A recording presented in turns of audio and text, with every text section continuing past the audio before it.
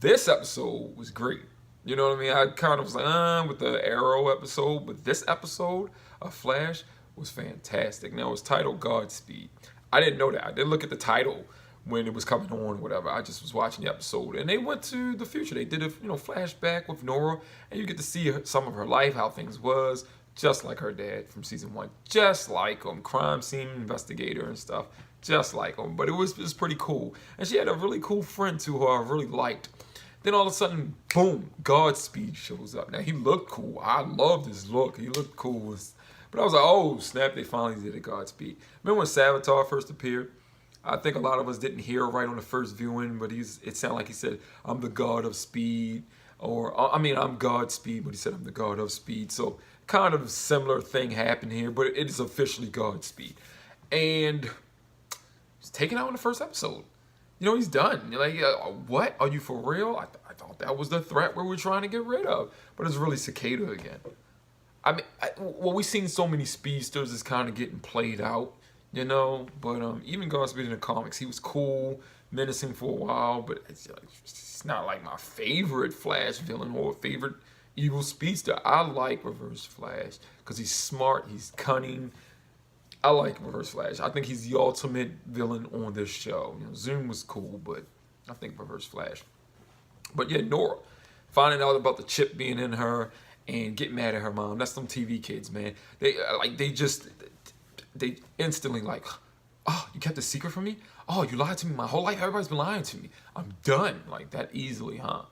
That easily. You don't think for 1 second it was for a good reason. It's not like they said, yeah, you're actually smarter than what they say you are, but I've been getting the teachers to say you're not, just so you would never leave home and go to college, something like that. That's crazy. But no, she had a good reason. Iris, she didn't look too much older. They always just do the gray or the salt pepper looked hair, and then just be like, okay, just put some bags around the eyes and you know what I mean? Like, what, for real? But whatever, it's a show. It's not supposed to be award-winning makeup here, and if it is it going to be taken seriously because it's just a superhero television show? So whatever. But this episode had some emotional moments, man, because as everybody's finding out what Nora went through, and then when they decided to let her out so she can tell the rest of what happened, how she was tricked by Thawne, and Thawne trying to coach her on, using her speed and stuff. I love that moment. But she's getting teary-eyed, and Barry's getting teary-eyed, knowing you still messed up really bad. This is the man who killed my mom, ruined my life. I could have had a nice, normal life, and all this happened.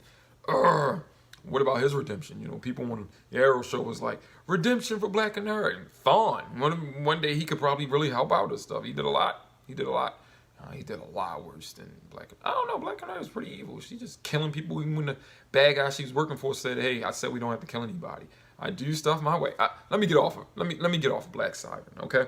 Anyway, in this show, I love the actress that plays Nora. And Jessica, or whatever her name is. I remember from Black Sails also. She does so good. She's quirky. She feels like out of place at times. And when she gets emotional, like when she's talking to Barry, and she's just like, Dad, no, don't do this. And just her little body movements and stuff, like when he ran and left her standing there, when he took her back to her own time. I love how she acts in this role. I think she does great. I thought she was going to become annoying at one point when this season first started, but no, I like her. She can be annoying and it works good in the story. Not like I don't want to see her ever again. I love her in this role as Nora. It was kind of sad because it's like, what would I have done? I'm like, look, it's time for you to go home. We're messing up stuff. The longer you're here, it was fun being here with you. But, and then she also found out a lot of things. Thawne got her into that secret hidden room at Star Labs, and she got the ring for her dad, the suit and stuff. Yeah, she got his ring. And she saw Gideon. And Gideon played a message from her father. And as soon as I saw it, I was like, this is probably happening during a crisis event. And it can work like that because he left a message for Nora because he met Nora and she went back in the past and he hung out with her. So next crossover, some stuff is probably going to be going down. Somebody on Twitter was like, was that Oliver screaming, get down right before he ended the video? Maybe, maybe not. But yeah, I think that's Crisis on Infinite Earths, you know, the series, and he just left a message for her, just to let her know, I love you, although I sent you back to your original time. So are we not going to see Nora anymore? Is this it? That's it for her?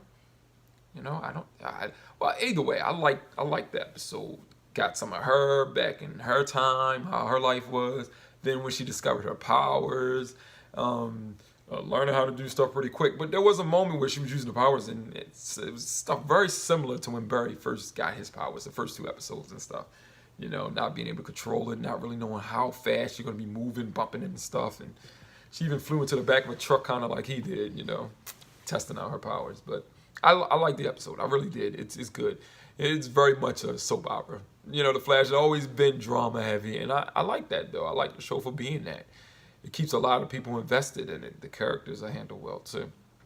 Interesting episode. But now, like I said, Godspeed's caught, locked up, Speed's gone. He was using the Velocity 9 and trying to figure a way of having it permanently or to the point where it doesn't, you know, disintegrate him like it's happened to so many other people or just a few other people.